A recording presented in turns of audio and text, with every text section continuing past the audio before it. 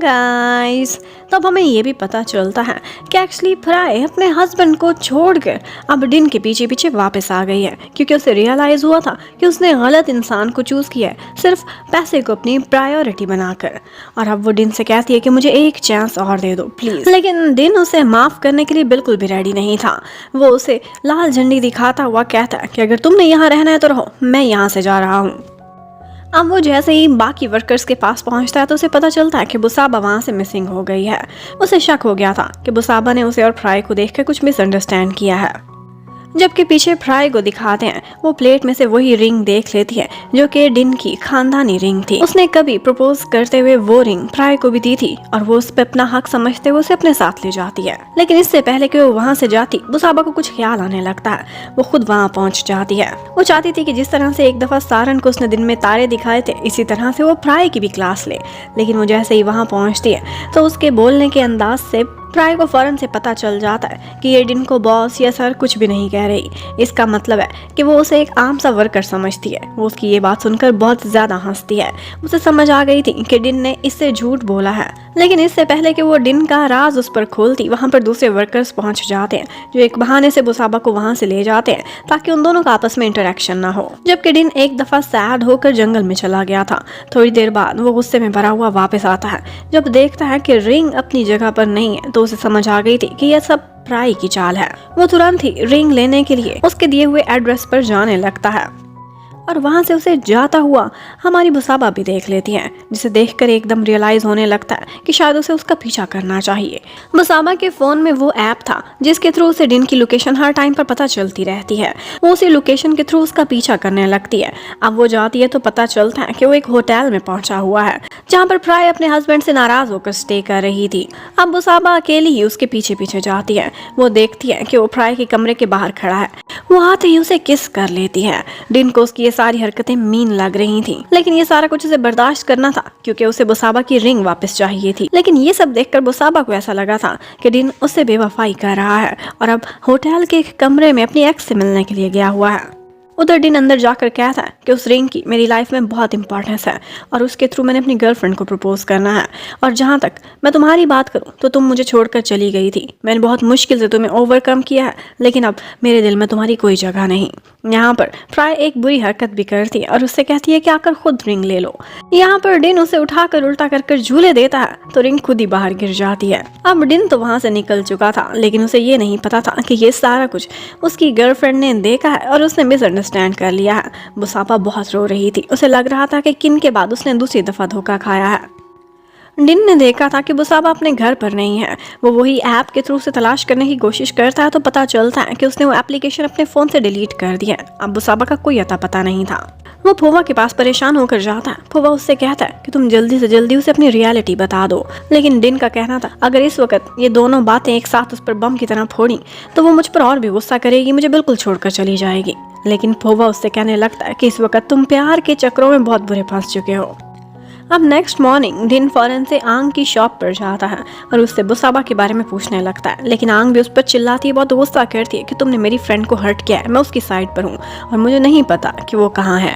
लेकिन डिन बेचारा भी मासूम सा फेस बनाकर सारा दिन उसी की शॉप के बाहर बैठा बुसाबा का वेट करता रहता है कि शायद कभी आंग का दिल पिघले, वही मुझे बता दे या फिर बुसाबा यहाँ आ जाए। लेकिन बुसाबा उधर फ्राई से मिलने के लिए पहुंची हुई थी। वो उसे अपने बॉयफ्रेंड की लाइफ से निकल जाने को कहना चाहती थी, लेकिन यहाँ पर फ्राई उसके ऊपर वही बम शेल फोड़ देती है। बताती है कि तुम्हें तो इतना भी नहीं पता कि वो तुम्हारे वाइन यार्ड के ऑनर का बेटा है, ना कि एक मामूली वर्कर। ये सुनते ही लगता था कि बुसाबा के पैरों तले से जमीन ही निकल गई हो। उसे लगने लगता है कि जैसे उसका और डिन का रिश्ता भी सिर्फ और सिर्फ एक मजाक था, झूठ पर बेस करता था। उसे खुद पर गुस्सा आने लगता है कि वो कितनी स्टूपिड थी। हर कोई ये बात जानता था सिवाय बुसाबा के। इवन कि जब वो वापस जाती है वाइन यार्ड में अपना सामान उठाने के लिए तो वहीं पर एक वर्कर उसे मिलता है। वो उसे भी बहुत डांटती है कि मैं तुम्हें अपना भाई समझती थी, लेकिन तुम सारों ने मिलकर मुझे उल्लू बनाया, मेरी भावनाओं से खेला। लगता है कि प्यार की जगह मुझसे कोई खेल खेला गया। मैं डिन के मॉम डैड से भी मिलती रही, वो सारे लोग भी गेम का हिस्सा थे। वो बहुत ज्यादा डिसअपॉइंटेड हो गई थी और इन दी एंड वो वहां से निकल जाती है। जब तक डिन वापस आता है तो बुसाबा उस फार्म से जा चुकी थी और वो वर्कर रो रो के बता रहा था कि मैंने उसे रोकने की बहुत कोशिश की, लेकिन जब मेरे गंजे से सिर पर बुसाबा का एक आंसू गिरा तो उसके बाद मैं खुद को नहीं रोक पाया और मैंने उसे जाने दिया। अब डिन बहुत परेशान हो जाता है। उसे कुछ समझ नहीं आ रही थी कि बुसाबा कहाँ गई होगी और आंग भी उसे कुछ भी बताने को रेडी नहीं थी। पवा उससे कहने लगता है कि देखो, गलती तुम्हारी अपनी है, तुमने उसे नाराज़ किया, इसलिए तुम्हें उसे अपोलोजाइज करना चाहिए, उसे तलाश करने की कोशिश करो। अब वो दोबारा से आंग के पास जाता है, उसकी मिन्नतें करता है कि मुझे बुसाबा का कुछ तो अता पता बता दो, तुम्हें ज़रूर पता होगा, तुम उसकी बेस्टी हो। लेकिन यहाँ पर आंग आगे से उसे कहने लगती है कि वो 2 घंटे पहले यहाँ से चली गई है और मुझे ये भी कह गई है कि तुम्हें अपने बारे में कभी भी नहीं बताऊंगी, क्योंकि अगर मेरा दिल कभी मेल्ट हुआ मैं तुम्हें बता सकती हूँ उसकी लोकेशन के बारे में। उधर पोवा ने फैसला किया था कि वो प्राय को तो सीधी लाइन पर ले आएगा। वो किसी तरह से उसके हस्बैंड को मना कर लेकर आता है और प्राय की लाइफ को सेट कराता है ताकि वो डिन की लाइफ से निकल सके। बस इतनी ही हेल्प वो डिन की कर सकता था। उसने पहले भी कहा था कि प्राय के इश्यू को मुझ पर छोड़ दो, लेकिन बुसाबा और तुम्हारे बीच जो भी है वो तुमने खुद हैंडल करना है। अब बुसाबा वो शहर छोड़कर जा रही थी। डिन बहुत उसे तलाश करने की कोशिश करता, लेकिन वो उसे नहीं मिल पाती। बुसाबा अब बॉर्डर के करीब एक और शहर में चली गई थी, जो कि डिन के शहर से बहुत दूर था। वो वहाँ पर भी एक वाइन यार्ड में जॉब कर रही थी, क्योंकि यही उसका सपना था और यही उसका पैशन। और फिर दूसरी तरफ दिखाते हैं कि पोवा की लव लाइफ तो बहुत सेटल जा रही थी। वो अपने साथ रिया को एक जगह लेकर जाता है, उसे एक नेकलेस दिखाकर उसे प्रपोज करता है और ऑफ कोर्स वो यस कर देती है। अब थोड़े दिनों बाद ऑफिस के बाहर शोर मचा हुआ था, क्योंकि वहां पर बुसाबा की फैमिली पहुंची हुई थी और उन्होंने वहां पर बवाल मचाया हुआ था, शोर मचाया हुआ था, क्योंकि उन्हें अपनी बेटी से मिलना था। उन्हें इन्फॉर्म किया जाता है कि आपकी बेटी यहाँ से रिजाइन देकर चली गई है, लेकिन उनका कहना था कि वो मिसिंग हो गई है और हमें तुम लोगों से ही पता कराना है कि वो कहाँ गई है। अब वहाँ की मैनेजर परेशान होकर डिन को कॉल करती है और डिन उनको ऑफिस में बिठाता है और आकर सारा सच बताता है कि किस तरह से मैंने बुसाबा से एक वर्कर होने का झूठ बोला था, लेकिन एक्चुअली मैं यहाँ का ऑनर था। ये सुनते ही उसकी मॉम को बहुत गुस्सा आता है कि ऐसा करके तुमने मेरी बेटी की भावनाओं के साथ खेला है, उसकी इंसल्ट की है। डिन तो उन्हें इस शहर में रोकने की कोशिश करता है कि हम लोग मिलकर बुसाबा को तलाश करेंगे, लेकिन मम्मी गुस्से में वहाँ से निकल जाती हैं कि अब हमारी बेटी का तुमसे रिश्ता नहीं तो हम भी नहीं रखना चाहते।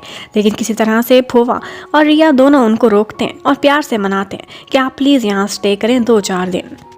उधर डिन बार बार आंग के पास आता था, क्योंकि उसे लगता था कि आंग बुसाबा से इन कांटेक्ट होगी। एक दफ़ा वो कॉल पर ही थी कि यहाँ पर डिन बहुत सैड होकर बार बार माफ़ी मांगता है कि एक दफ़ा वो मुझे मिल जाए, मेरी गलती थी, मैं उसे सुधारना चाहता हूँ, उसे वापस अपनी लाइफ में लाना चाहता हूँ। बुसाबा ऑन कॉल ये सब कुछ सुनकर सैड हो जाती है। जबकि फोवा एक दफ़ा डिन की हेल्प करने के लिए आता है आंग के घर पर और उससे कहता है कि किस तरह से बुसाबा ने तुम्हें कांटेक्ट किया था लास्ट टाइम। वो बताती है कि उसने मुझे एक ईमेल भेजी थी। वो उसे ईमेल एड्रेस दिखा देती हैं और यहाँ पर आंग की खुशी देखने वाली थी, क्योंकि कभी ना कभी उसका फोवा पर क्रश रहा था और आज वो उसके घर पर पहुंचा हुआ था। पोवा कहने लगता है कि अब इसी ईमेल के थ्रू मैं अपने भाई की लव लाइफ को हैंडल करने की कोशिश करूंगा। जबकि उधर 2 दिन स्टे करने के बाद डिन को गुड बाय कहते हुए फाइनली बुसाबा के मॉम डैड उस शहर से वापस अपने गांव की तरफ निकल जाते हैं। वो वहाँ पर रहते हुए हमेशा उसे याद करता रहता था, पोइट्री भी लिखने लगा था, इवन कि ब्लॉगिंग भी करता था। वो उस ब्लॉगिंग में हमेशा अपनी और बुसाबा से रिलेटेड कोई ना कोई स्टोरी शेयर किया करता था। उसे एक उम्मीद थी कि कभी बुसाबा ये सब देखेगी और उसकी एफर्ट्स देखकर शायद उसका दिल मेल्ट हो जाए। 4 महीने इसी तरह से गुजर चुके थे। एक दिन डिन के साथ ऐसा होता है कि एक बच्ची को बचाते बचाते उसका एक्सीडेंट हो गया था और यही बात बुसाबा को आंग कॉल करके बता देती है। अब डिन हॉस्पिटल में एडमिट था। बुसाबा से रहा नहीं जाता। एक दफ़ा जब वो सो रहा था तो वो उससे मिलने के लिए आती है। बुसाबा को दिया हुआ ब्रेसलेट उसने आज तक अपने पास संभाल कर रखा हुआ था। ये देखकर बुसाबा सैड हो जाती है। वो उसे सोते हुए बताती है कि मैं तुम्हारी वजह से कितनी हर्ट हूँ, मेरा दिल पहले ही जख्मी था और मुझे दूसरी दफ़ा धोखा मिला, मैं संभल नहीं पा रही। ये कहकर वो वहाँ से चली जाती है। लेकिन नेक्स्ट मॉर्निंग एक नर्स के थ्रू डिन को पता चलता है कि यहाँ पर एक लड़की आई थी। वो तुरंत ही जाकर CCTV चेक करता है तो वो तो बुसाबा थी। ये देखकर उसे समझ आ जाती है कि बुसाबा आज भी उससे प्यार करती है। अब वो आंग के पास जाता है और कहता है कि वो तुम्हारे साथ आई थी, प्लीज़ मुझे उसकी लोकेशन दे दो। लेकिन वो कहने लगती है कि तुम ये सब छोड़ो, ये इंपॉर्टेंट नहीं है कि वो कहाँ है, ये इंपॉर्टेंट है कि तुम उससे अपोलोजाइज करो, उसे रियलाइज़ कराओ कि तुम उससे प्यार करते हो, माफ़ी चाहते हो। अब डिन को तो कुछ समझ नहीं आ रही थी कि बुसाबा, अब डिन को तो आंग की बातें कुछ समझ नहीं आ रही थी, लेकिन उसने हिंट दे दिया था। अब एक दिन डिन एक म्यूज़िक वीडियो बनाता है और वो म्यूज़िक वीडियो उसने बुसाबा को डेडिकेट की थी। इसमें वो सब कुछ जो उसके मन में था, वो किस तरह उससे अपोलोजाइज करना चाहता है और उससे कितना शर्मिंदा है, सब कुछ उसने शायरी की शक्ल में कहा था। और ये वीडियो घूमती फिरती और ये वीडियो घूमती फिरती बुसाबा भी देख लेती है और ये देखकर ऑफ कोर्स उसका दिल कहीं ना कहीं मेल्ट हो चुका था। जबकि उधर दिन को एक दिन फोवा अपने ऑफिस में बुलाता है और कहता है कि वाइन यार्ड में बहुत सारा काम है, कब तक हम बिना मैनेजर के काम करेंगे। बुसाबा पता नहीं आए या ना आए, मैंने एक नई मैनेजर तुम्हारे लिए हायर कर लिया है। डिन को बहुत गुस्सा आता है लेकिन फोवा उसे डांट कर भेज देता है। अब डिन जाता है और वर्कर से कहता है कि उस मैनेजर गर्ल को जाकर कह दो कि वो यहाँ से चली जाए, उसकी कोई जगह नहीं। लेकिन वो वर्कर्स भी ये कहने से इनकार कर देते हैं। अब डिन खुद ही गुस्से में उस मैनेजर से मिलने जा रहा था, उसे लड़कर वहां से निकालना चाहता था जो भी उसकी बुसाबा की जगह पर आई थी। लेकिन ये देखकर वो शॉक्ड रह जाता है कि वो कोई और नहीं बल्कि बुसाबा है, जिसका फाइनली दिल मेल्ट हो गया था। उसके इतने सारे ब्लॉग्स और उसकी म्यूजिक वीडियो देखकर वो उसे हक करती और कहती है कि मैंने तुम्हें माफ कर दिया, लेकिन मुझसे वादा करो कि आइंदा मुझसे कुछ नहीं छुपाओगे और मेरी रिस्पेक्ट करोगे। और डिन भी यहाँ पर खुश हो जाता है, उससे वादा कर लेता है। अब पूरी की पूरी फैमिली बहुत खुश हो गई थी क्योंकि फाइनली बुसाबा डिन की लाइफ में वापस आ गई थी। और अब बुसाबा के पेरेंट्स की एंट्री होती है जो कि डिन के पेरेंट्स से मिलने के लिए आ रहे थे ताकि शादी की बात को आगे बढ़ा सकें। अब जैसे ही डिन के डैड से मिलने के लिए बुसाबा के डैड आते हैं तो वो दोनों ही एक दूसरे को देखते ही बच्चों की तरह से लड़ाई करने लगते हैं, एक दूसरे को बुरा भला कहते हैं, फनी फनी सी फाइट करते हैं, डांटते हैं और इन दी एंड मिस्टर एक्का पॉप ने उन्हें अपने घर से भी निकाल दिया था। यहाँ पर उन दोनों को देखकर तो सिचुएशन आउट ऑफ कंट्रोल हो रही थी, कुछ समझ नहीं आ रही थी कि ये दोनों एक दूसरे को कैसे जानते हैं। और बुसाबा के डैड तो ऑफ कोर्स बहुत नॉन सीरियस थे, जॉली और फनी टाइप के इंसान, लेकिन मिस्टर एक्का पॉप कब से इस तरह के बच्चे बन जाएंगे किसी ने सोचा भी नहीं था। और फिर हमें दोनों डैड्स की कहानी पता चलती है। एक्चुअली वो दोनों स्कूल में इकट्ठे पढ़ते थे और एलिमेंट्री स्कूल में बुसाबा के डैड को ऐसा लगने लगा था कि जैसे मेरी गर्लफ्रेंड को इन्होंने मुझसे चुरा लिया है और लोगों को मेरे बारे में भड़का भी रहे हैं। एक्चुअली वो दोनों पहले बेस्ट फ्रेंड्स हुआ करते थे, लेकिन बुसाबा के डैड की गर्लफ्रेंड ने उन्हें छोड़कर एक्का पॉप को अपना बॉयफ्रेंड बना लिया था।